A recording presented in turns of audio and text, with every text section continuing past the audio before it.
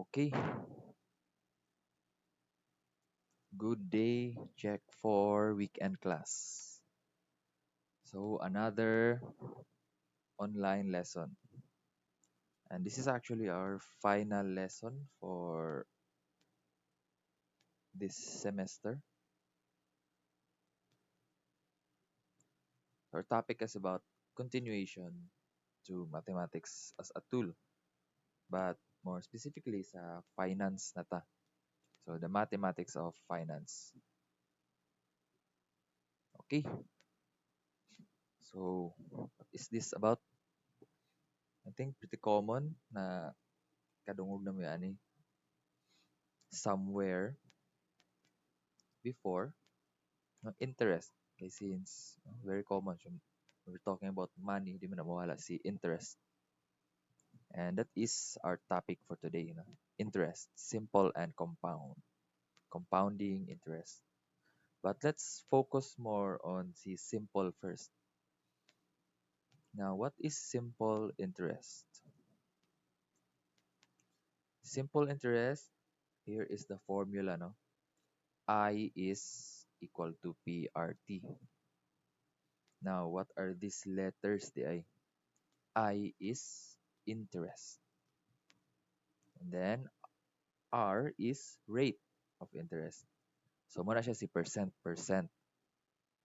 And then P is principal or original amount. So that is your money nga gina-invest or gina-deposit sa bank. Your original nga money. And then T is time. So let's try and apply this, no? How do we do simple interest? So let's have some simple exercises on how to apply the formula. So let's start with these two, no? So number one, find the simple interest on 3,000 pesos at 5% per year for 4 years. And then after this one, let it as a second. How much interest will 8,000 earn in 3 years at 7% per year? Okay. Now, in solving simple interest, all you need to do no is remember this triangle.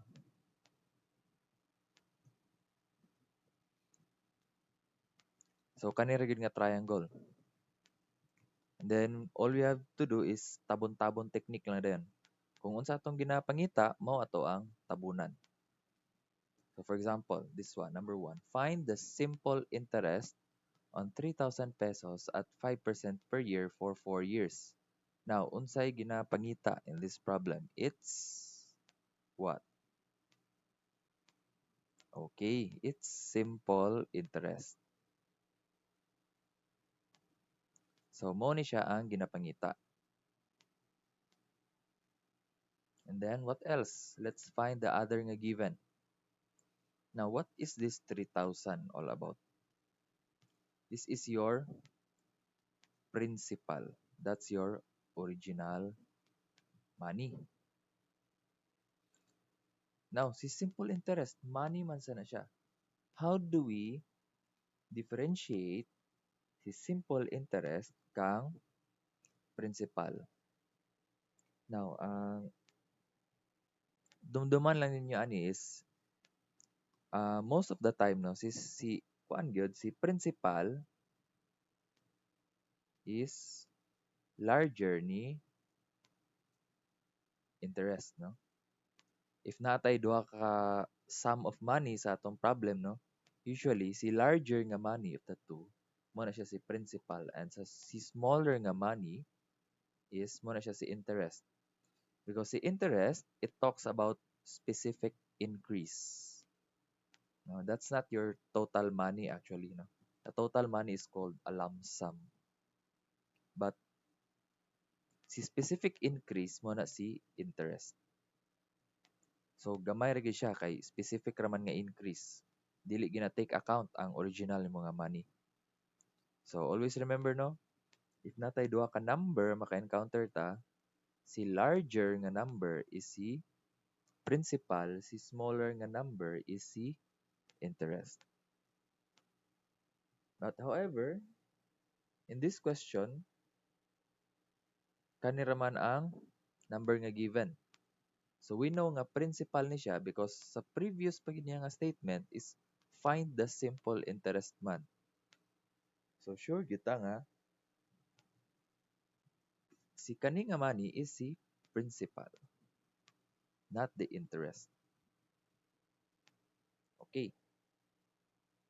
Next, 5%. Basta percent is rate. And then 4 years. 4 years, that is time. T for time. Okay, now using this triangle, how do we find the interest? So, tabon-tabon method na siya actually. So, in this triangle, if magkatapad sila, that means multiply. So, si P, tapad man sila, multiply sila. Si R, tapad ni T, multiply po ni sila. So, if up-down ang ilang relationship, for example, si I kang P, up-down man sila. So, this means divide sila. So, kani siya is divide diri. Then, if magkatapad sila, magka-side, that means multiply. So, si I divide kang R. So, si I divide kang T. So, if top-down, divide. If side to side, multiply. So, tabon-tabon method ta. So, we want to find the simple interest. So, unsa atong tabunan? Si interest. Okay, atong tabunan. And then, the variables nga nabilin is si P, R, ug T. So, tapad man si P, si R, ug si T. What do we do? We multiply. Okay. So, these are the given. I is equal to P, R, T. Okay, si I tabunan, and then ang nabilin is si P, R, ug si T. And if tapad sila, then you multiply. If our P is 3,000, our rate is 5%, and time is 4 years, so we just multiply ang tulo. When we're multiplying, it's really recommended nga i-convert nato si percent into decimal. So 5% is 0.05. How do we convert percent into decimal in the first place? Very simple lang siya, no? Mag-start lang ta diri. Mag-point ta to the right ni 5, and then we move them twice to the left. So 1, 2, diri mabali na tong point dayon. 0 din na siya dira. So 5% is 0.05. I mean, very common siya nga technique. Junior high pa lang. Mo gina-teach in converting percentages to decimals. So move twice lang to the left. Okay. So in our problem, 3,000 times 0.05, this is 5%, times 4. So when you multiply, it becomes 600. So 600 is our specific increase. So mo ni atong nadungag sa 3,000 after 4 years.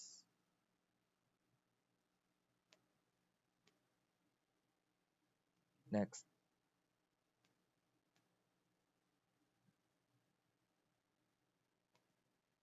How much interest will 8,000 earn in 3 years at 7% per year? Okay, so before ta mag-solve, balik ta sa triangle. Then, atong i-label. Unsay ginapangita, unsa atong given. So, from the first statement sa question, how much interest? So, sure kita nga atong ginapangita is si interest. So, si interest ang ato ang tabunan. So, sure na ta nga ang formula na to is P times R times T using this triangle. Okay, next, the given, 8,000. 8,000 is your principal. And if makadungog tag years, months, weeks, always na siya time. And then if percent, rate, always percent si rate. Kani ra magid ang medyo libog if given si interest and also si principal. But remember, principal usually is always greater than interest if given ang duha.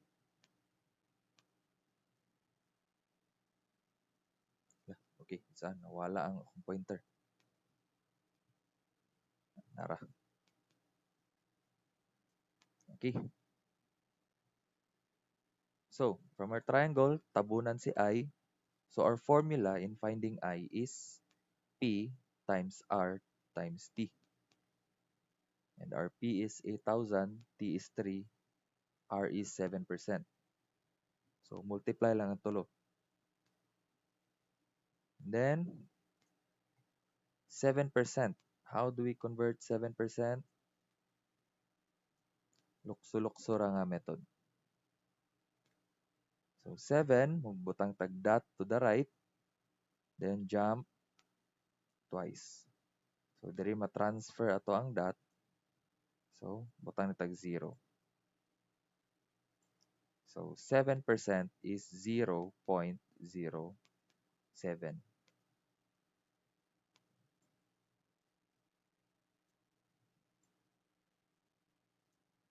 So, dali ra. Very easy ra ang pag-convert. Always jump twice gid siya.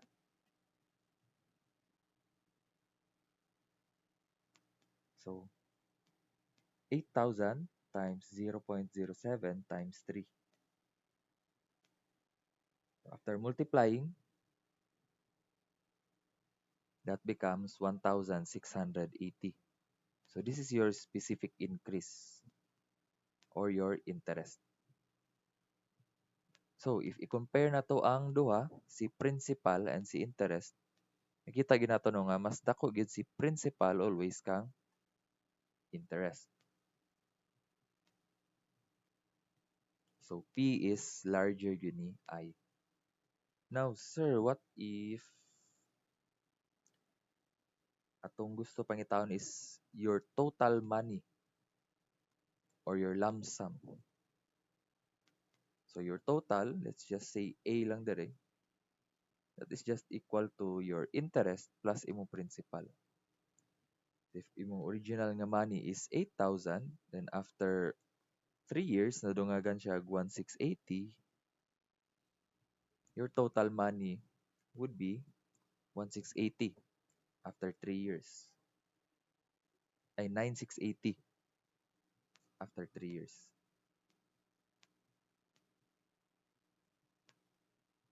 So, kani siya.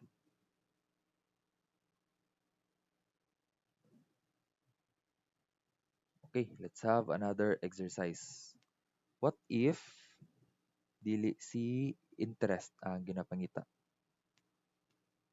So, like this one, number 3 and 4.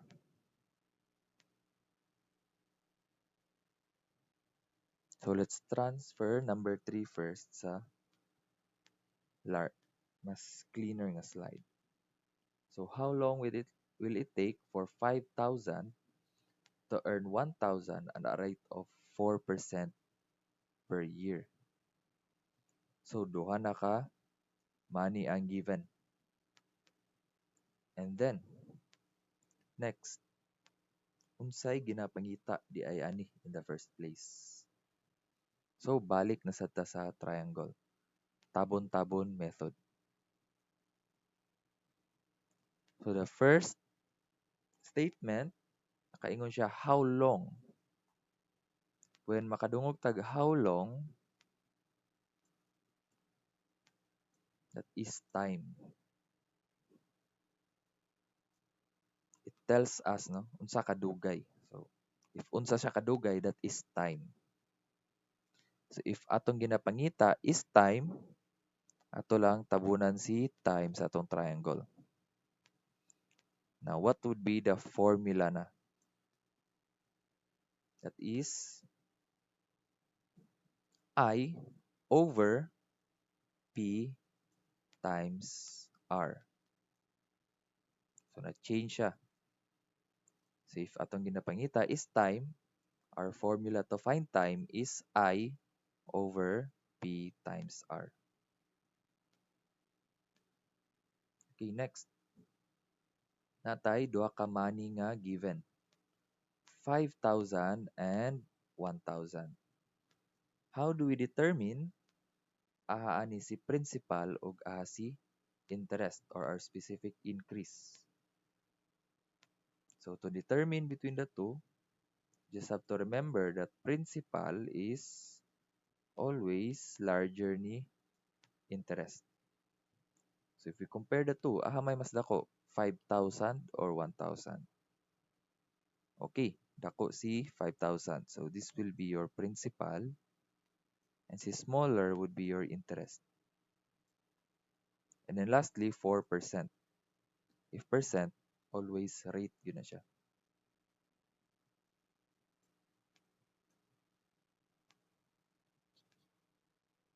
Okay.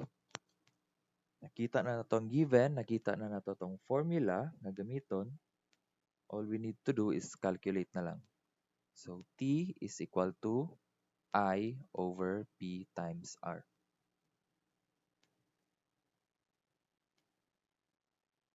So, plug in na lang dayon ang mga given.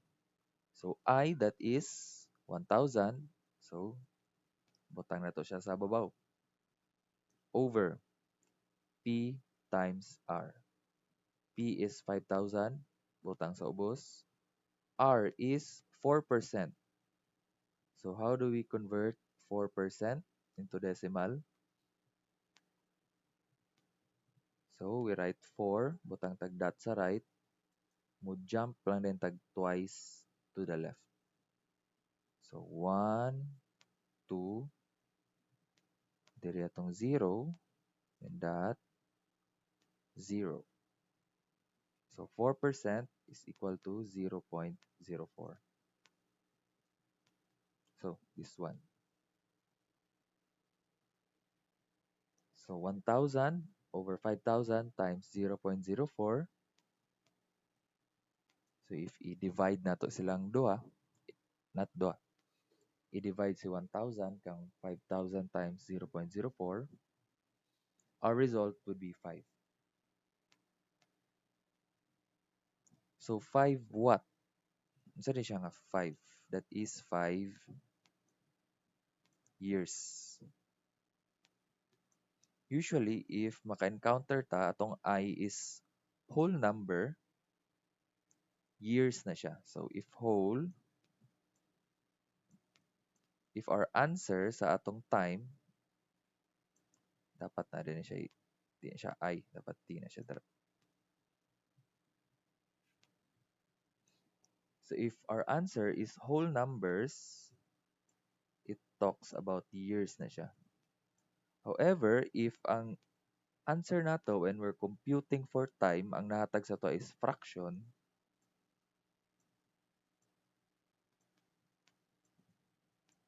then usually, it talks about months or weeks. So less than a year. No? So RT is usually yes less than a year. So it could be months, weeks, or even days. So if whole number years, if fraction, less than a year na siya.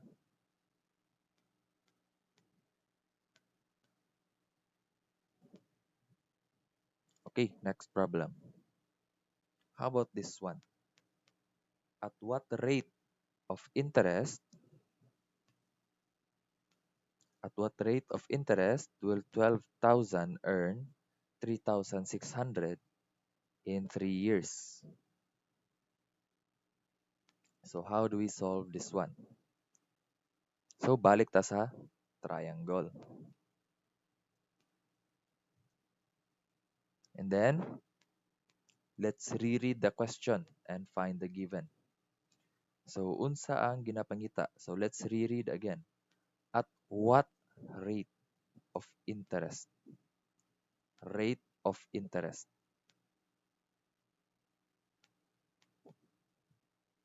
So si unsa man na si rate in our triangle? That is R. So si percent day ang pangita ani. So if si rate ang ginapangita, atong tabunan si R sa atong triangle. Now what would be our formula in finding rate? That is equal to I over, so over means divide, P times T. So multiply si P og si T. Multiply sila because tapad sila, side to side man sila. So our formula for finding R is equal to I over P times T.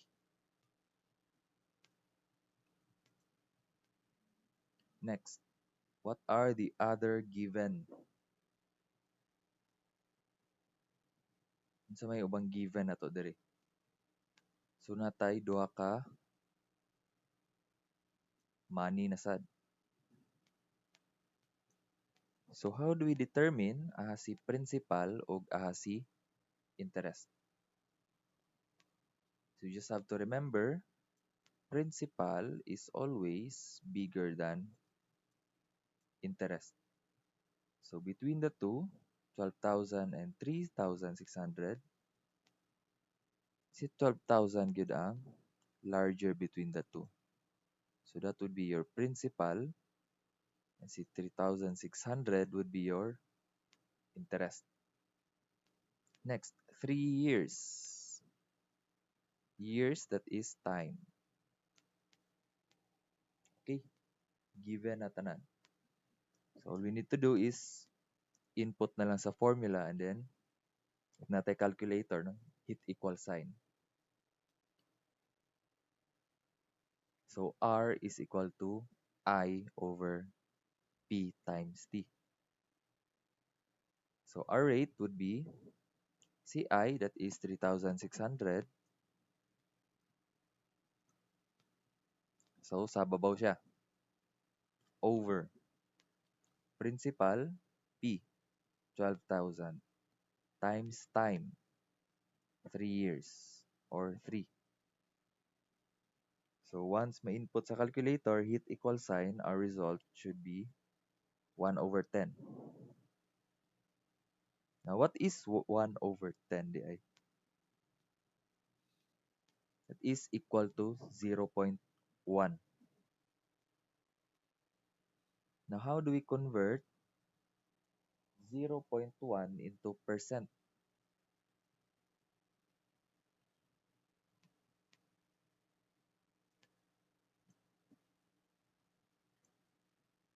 Okay, let's write 0.1. How do we convert 0.1 into percent? So before, if naatay percent, i-convert na to into decimal, mo jump ta twice to the left. If natay decimal karon, and if you want to convert it back into percent, ato lang i-reverse ang order. So we jump to the right na karon twice. So 1, 2. So diri natong dot. So kaning empty diri nga space, dungaga na tog 0. So now this becomes 10 or 10%. So 0.1 in decimal is equal to 10% in percentage nga format niya. So 0.1 is equal to 10%. So if percent to decimal, jump twice to the left. If decimal to percentage, jump twice to the right. Okay, next problem. Wala na di ay. So here's some assessment for you want to solve more on your own. So try and solve this, no? 5 ka question.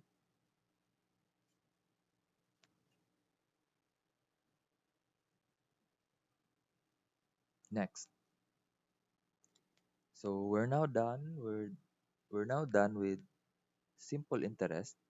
So let's move with compound interest or compounding interest. Muna usually ang ginagamit sa ay not usual, mo gid ni ang ginagamit sa banks, mga bangko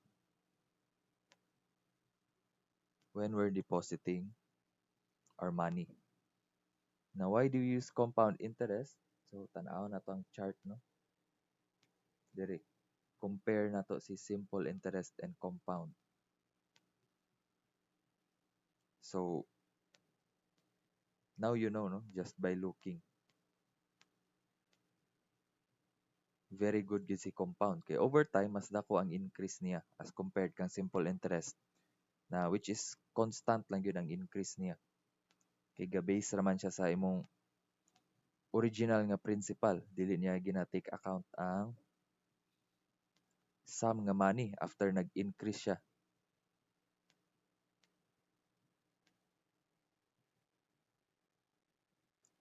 So let's move on sa formula in compound interest. So A.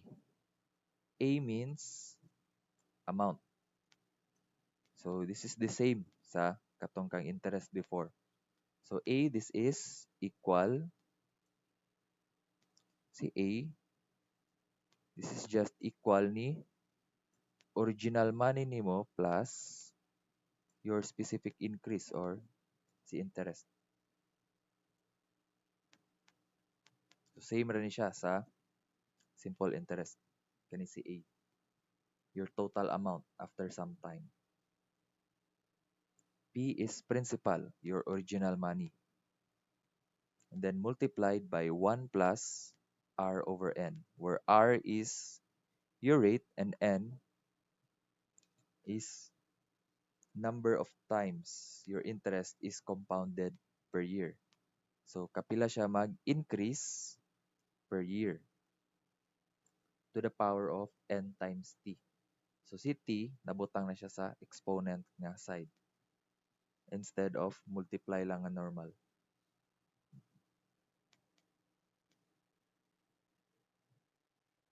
Okay, let's have some clarification sa din ng N. So, N is kapila siya mag-increase per year ang imuhang deposit. So, if makadungog tag annually or sometimes ginatawag niya ana is yearly,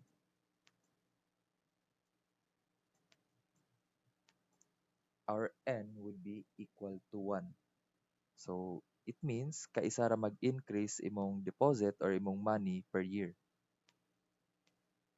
Next, semi-annually. Semi-annually means twice mag-increase per year. Quarterly, no? Quarter, that means 1/4. Or kaupat siya mag-increase per year. Bi-monthly, Bi-monthly, that is twice.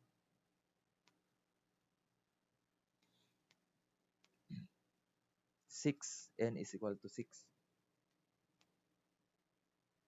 So every 2 months.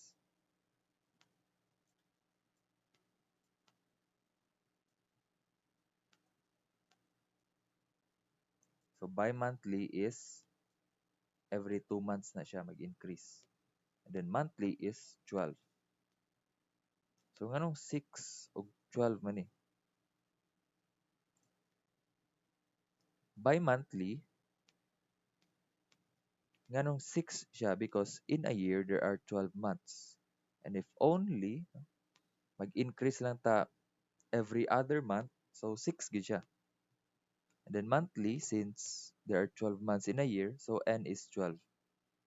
Usually kani si weekly ug si daily dili na kani siya gawas sa mga problems, common problems regarding compounding interest. Usually sa even bi-monthly dili kay ni siya common.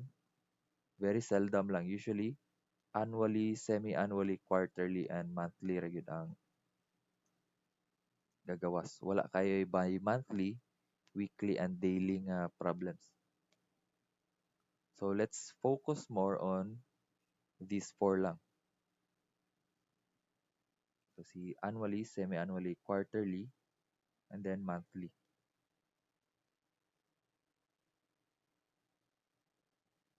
So let's have these two questions. So let's transfer one. Let's answer number one first. So a bank offers an annual interest rate of 5% compounded yearly. If you deposit 10,000 for 3 years, what is the total amount and the compound interest? Okay. So let's dissect this problem. So first things first, no, how do you anday? So ano to pagkabalo if simple interest atong gamiton or compound interest when we're assessing or evaluating problems. So how do we know? It's very easy actually. If specific yun nga makadungog ta, compounded. If makadungog ta nga word, compounded, then we use compound interest. However, if atong gi-evaluate ang problem, wala tay mabasa nga word nga compounded, then we use simple interest. So, that's how you differentiate. So, very specific if si compound interest atong gamiton kay mo mention gina siya compounded nga word.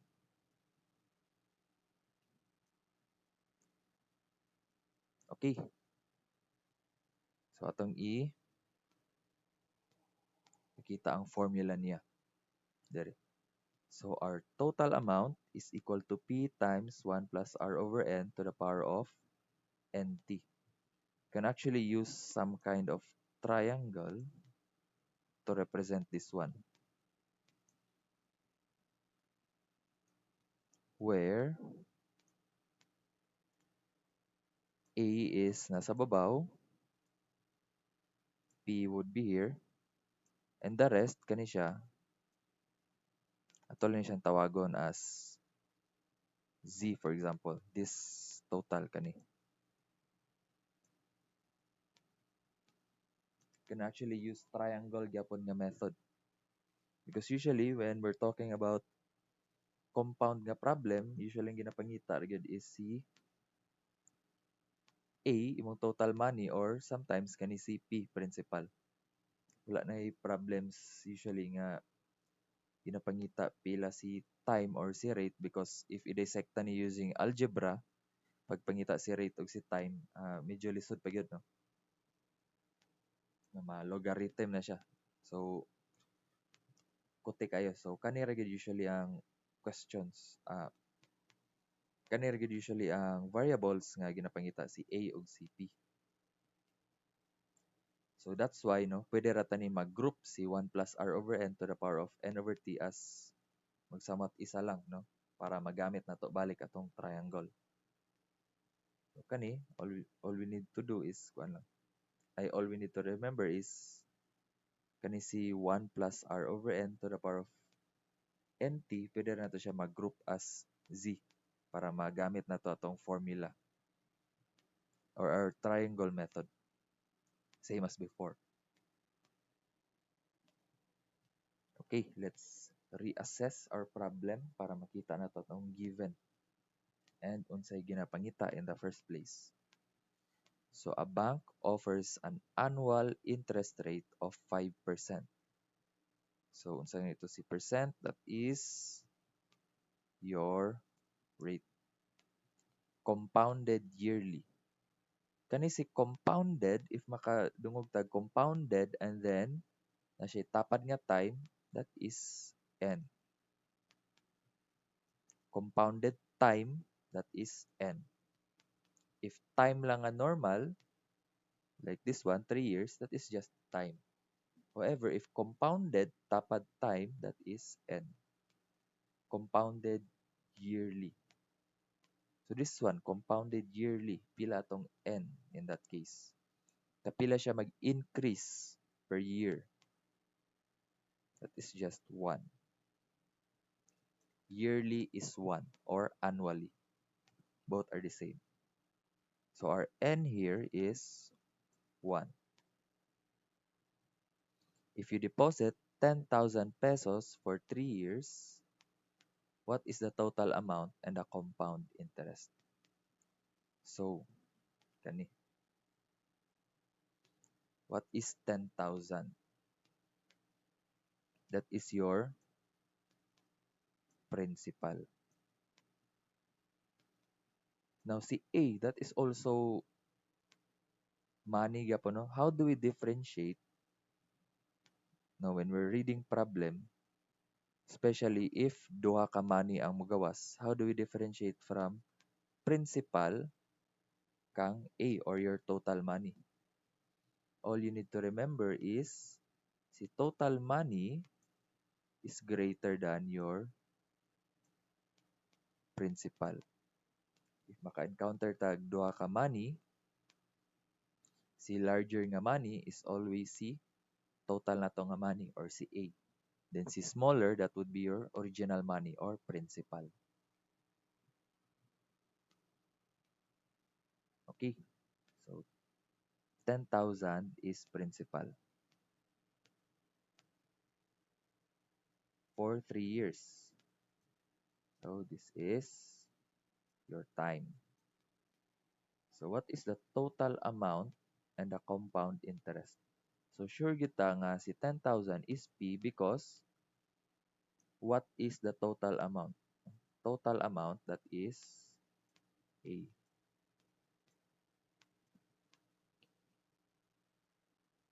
So A man day ang ginapangita. So using the triangle, itong tabunan si A. So how do we find A? So to find A, no, P times Z pi based on the triangle. So if we want to find A, tabunan si A. To find A, that would be P times Z. Where Z is this one, si 1 plus R over N to the power of NT. Okay. So let's transfer the given sa ato ang formula. So P is 10,000, is this one, times 1 plus, our rate is 5%. So 5, jump to the left twice, ang atong dot, it becomes 0.05 over N, where our N is 1 because compounded yearly siya. To the power of N, still 1 times 3 because 3 years. Now, if you're wondering, sir, sa maning 1, given na siya, di na siya mawala. Always na siya dara. So, A is equal to, so if natay calculator, no, largo na siya mo, gawas og result when we hit equal sign. However, if cellphone atong gamit or manual ta. So we have to break this down using PEMDAS. So 10,000 is equal to any number divided by 1 is still that number. So 0.05 divided by 1, that is just 0.05. And then the exponent, 1 times 3, that is 3. Any number multiplied by 1 is still 1. It's actually called an identity element if sa sa mathematics pa. But however, finance matano, so disregard. Okay. So 10,000 times 1 plus 0.05. So using PEMDAS, so before tama multiply or kaning sa exponents, focus ata sa parenthesis. So 10,000 plus 1 point plus 1, 10,000 times 1 plus 0.05. So 1 plus 0.05, that is just 1.05. So I think this one, no, may input na ni sa calculator. So when we input this one and hit equal sign, it should result to 11,576.25. So if natay scientific calculator, largo na ni siya. However, if basic lang tanga calculator, we have to break it down into one. This one para dali siya ma-input. And also, this one, no? Atong final answer, i-try na to round off into 2 decimal places to represent centavos. So si 10,000 di ay, after 3 years, becomes 11,576 and 25 centavos. Okay, next problem. You invest 20,000 at an annual rate of 8% compounded quarterly. What will your money grow to after 2 years? Okay. So, balik na po ta sa formula. And then, atong gamiton ang triangle. Where si A is sa babaw. And then, P ang nasa side. Then, Z. Where Z is this one.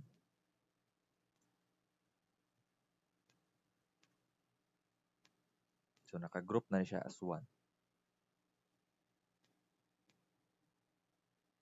Okay. So, you invest 20,000. So, what is this 20,000? Is this total or principal? We do not know yet unless mabasa na to tanan. So, skip sa tani. Next, at an annual rate. So, annual rate of 8% compounded quarterly. So, si annual rate daw na to is si 8%. So, percent means R na siya sa ito ang formula. Compounded quarterly. So, if makadungog tag compounded and then year dayon, sa tapad niya, muna siya ang ato ang N. So, quarterly man siya. What is quarterly? Quarter. Ano ng quarter? Quarter, 25, 1/4. So, related siya sa 4.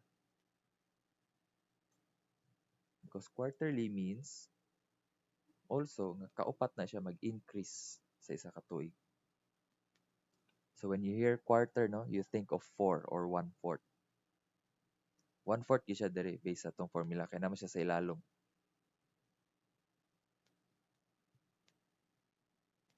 Next. What will your money grow to after 2 years? So si 2 years, kaning 2, that is our time. Okay, natay 20,000 diri. Still do not know if principal ba ni siya or total.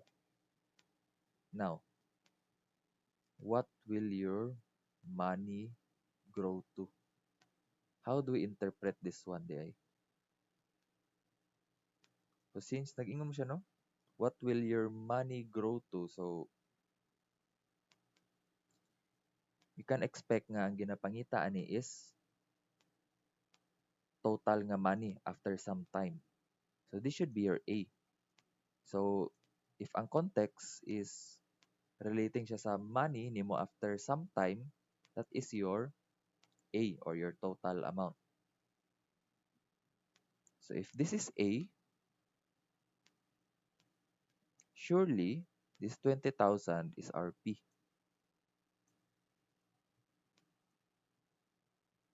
So, remember lang nga, si A is total amount. So, ang pagka-word gyud ana niya is either what will be your total money or this one, no? Gina-state niya nga pila imong money after some time. So also keyword pud ni A, no, sometimes kani grow. Other than total, grow.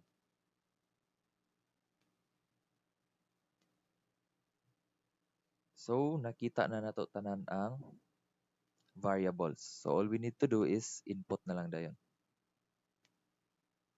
Okay. So based on our problem, ang ginapangita is si A. So balik ta sa triangle. So since A ang ginapangita, tabunan na to si A. Now what's left? Si P ug si Z.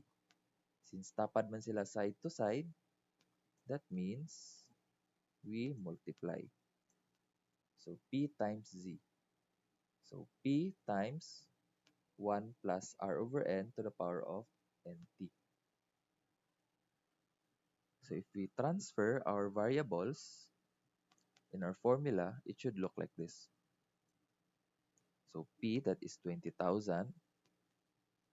times 1 plus R, our rate is 8%.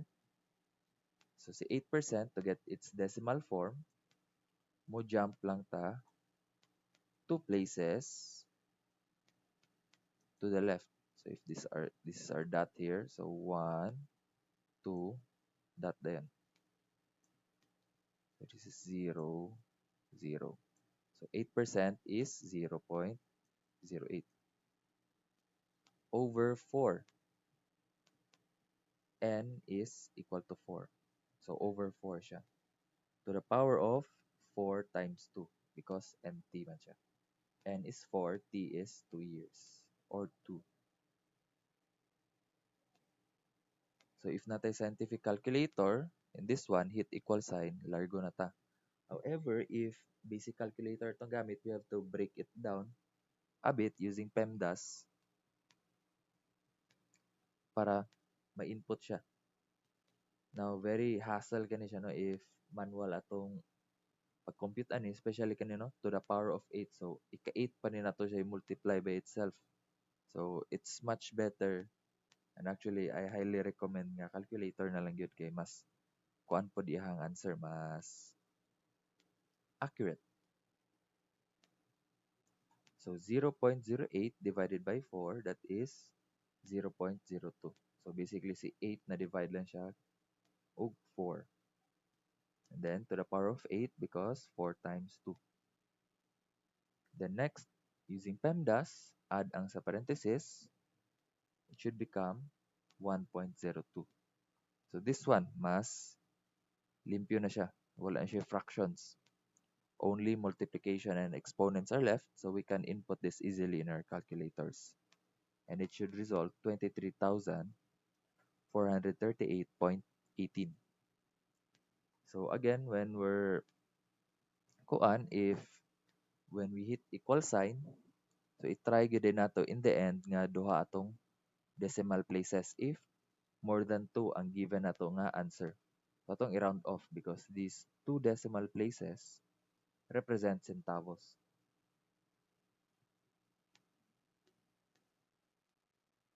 Okay, next problem. So number one raga po gawas dere. Okay, this one. How much money should you invest now at 12% compounded yearly to accumulate 40,000 in 6 years? Okay. Charge ka.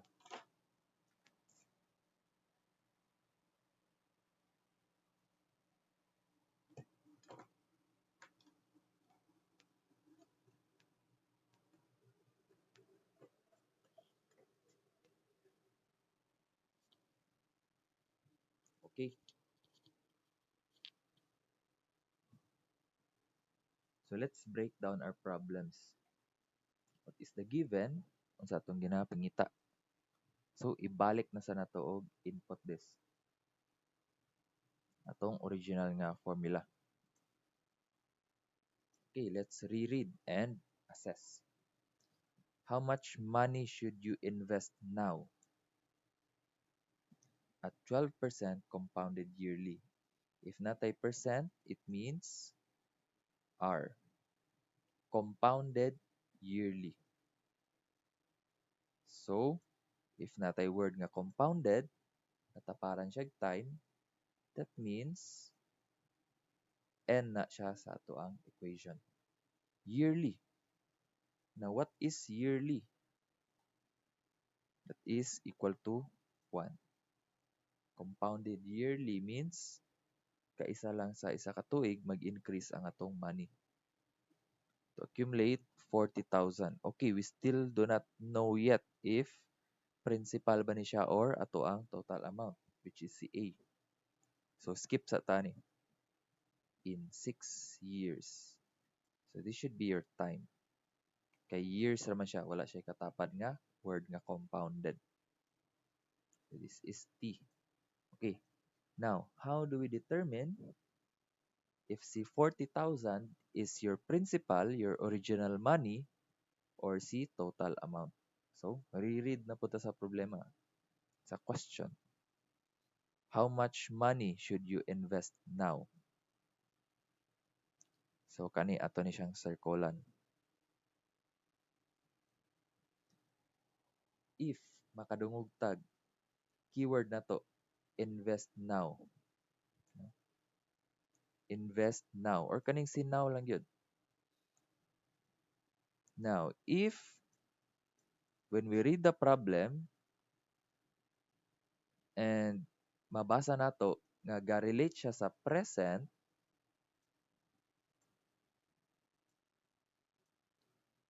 if ga-relate siya sa present, then that is your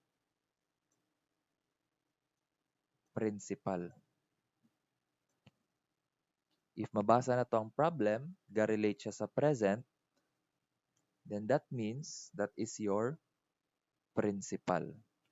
Because si total amount na to si nga A,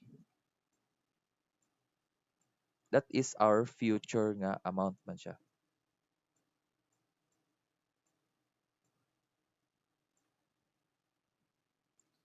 So if ang context is ga-relate siya sa present, such as kani, keyword na to now, that is our principal or P, our original money. And if mabasa na to ga-relate siya sa future, that means mo na tong total amount after some time. So si invest now, this is our principal, so wala mo siya number nga given. So it means mo na tong ginapangita. And then si 40,000 is our A. Now again, no, what if duha ka number lugar ang mugawas diri. So given si principal ug si future, principal ug si total amount. How do we determine which is the principal and which is the future? Always remember lang, si principal is, not principal, si total amount is always greater ni principal or our original amount. However, in this case, dili man given si P, mao man atong ginapangita. So how do we augment our formula to find the principal? So all we need to do is i-drawing lang nato ang atong triangle balik, where A is at the top, then P and Z are at the sides, where Z is this one. Kaning naka-parenthesis to the power of NT. So, unsa tong ginapangita? Si principal. So, since si principal ang ginapangita, atong i-cover si P. Okay. So, our formula to find P is A over Z, where Z is this one.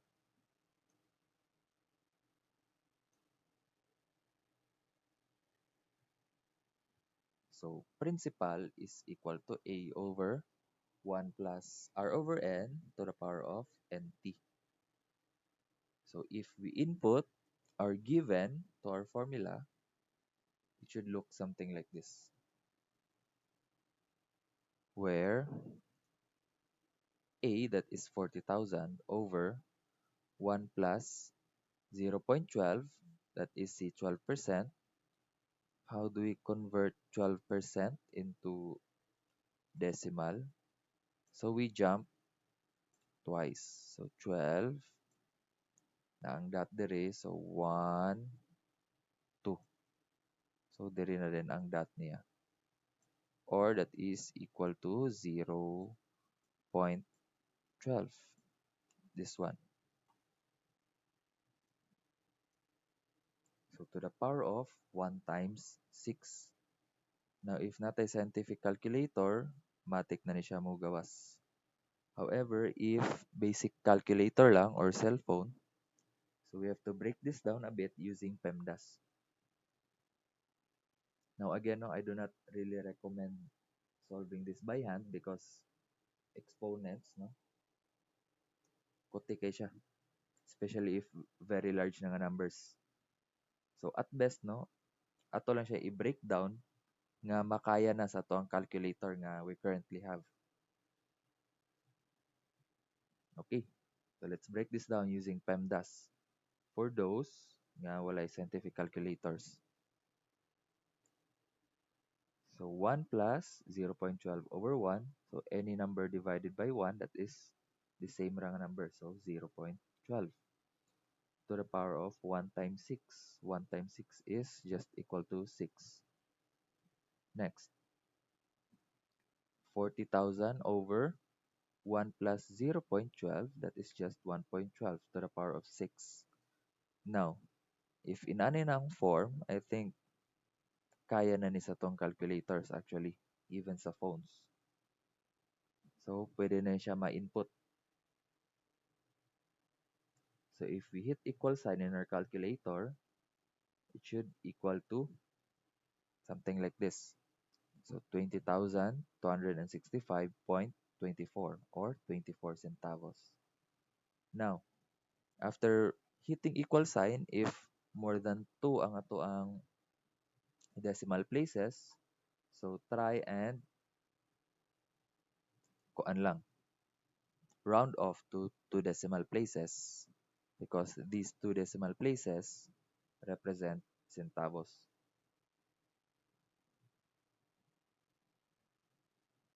So this is our original amount, 20,265 and 24 pesos.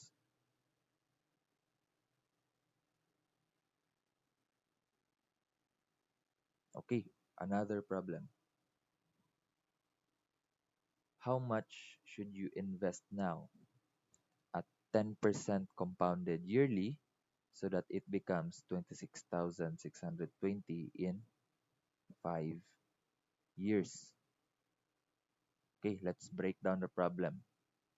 So, invest now. So, if makadungog tag now, it speaks to the present.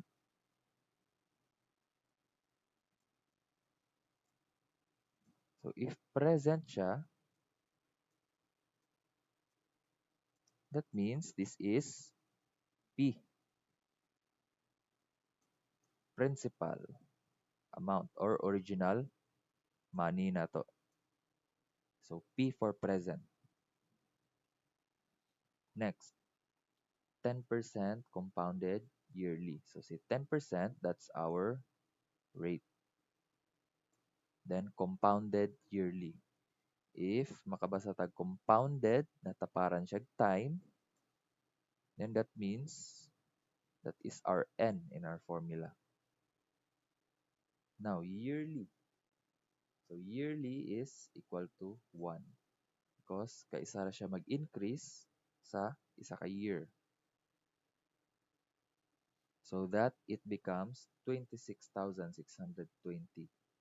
So if nakita na nato tong principal, then surely this means the 26,000, that is our A or total amount. Then 5 years is T. Okay. Now, maghimo na ng tag triangle afterwards para makita, para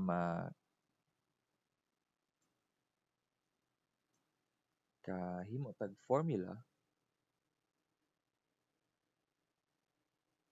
So triangle, A is at the top, P is at the side, Z is also at the side, where Z is this one. So naka-group na siya.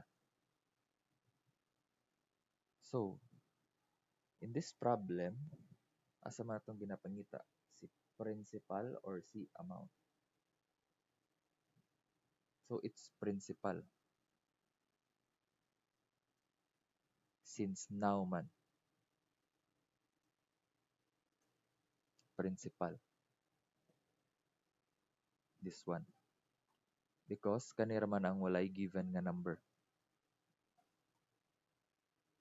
So, since principal ang ginapangita, atong tabunan si P.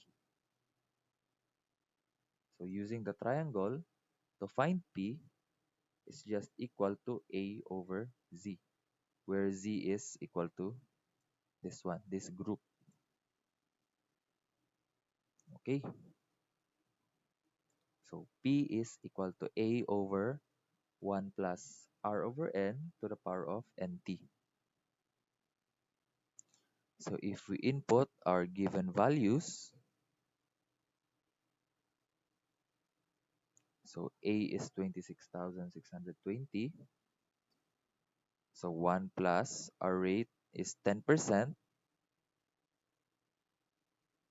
To convert 10% into decimal, so mag-jump lang ta twice to the left. So 10, jump once, jump twice. So diri na tong dot, then 0, 0. So 10% is equal to 0.10. Or even, no? Pwede mo siya 0.1. Both are the same. Okay, let's continue our solving. So, any number divided by 1 that is equal to the same number. So 0.10 divided by 1, that is just equal to 0.10. And any number multiplied by 1 is still that same number. So 1 times 5 is equal to 5. So using PEMDAS, i-add lang din ang parenthesis sa sulod.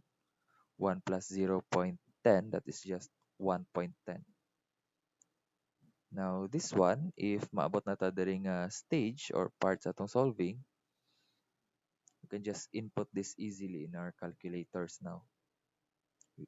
I do not really recommend to manually solve this one kay 5 ng exponent.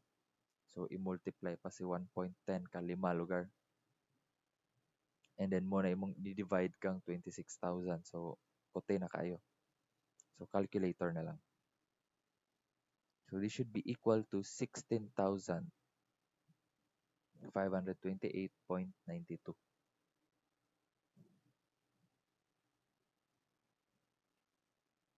So, if more than 3 ang aton decimals, i-try na to convert into 2. Round off lang na to. Because the 2 decimals is equal to our centavos. It represents centavos. Okay. So, we're done, no? Here's some assessment relating compound interest. So, try and solve this on your own.